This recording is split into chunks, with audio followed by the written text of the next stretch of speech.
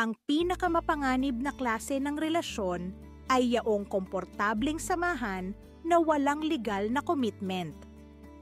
Ilang taon na kayong magkasintahan, pero parang wala namang direksyon, wala siyang pinapangakong kasal.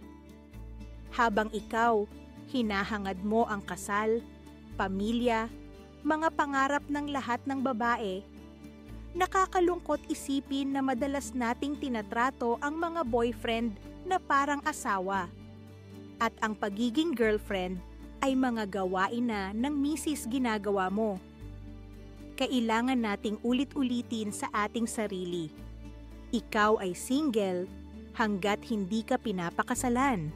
Bilang babae, mas malaki nawawala sa'yo kapag nilalagay mo ang sarili mo sa isang relasyon na walang malinaw na direksyon.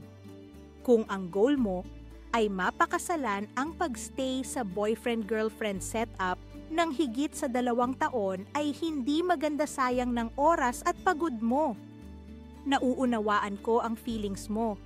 Minsan kasi nakakalito talaga komportable NLG kayo sa relasyon ninyo. Parang okay naman, pero walang patutunguhan yan. Huwag mong hayaang masayang ang iyong panahon. Tandaan mo, alam ng mga lalaki sa loob ng 6 na buwan kung saang kategori kanila ilalagay, kung seryoso ba sila, kung girlfriend lang for life, o kung ikaw ang kanilang balak pakasalan.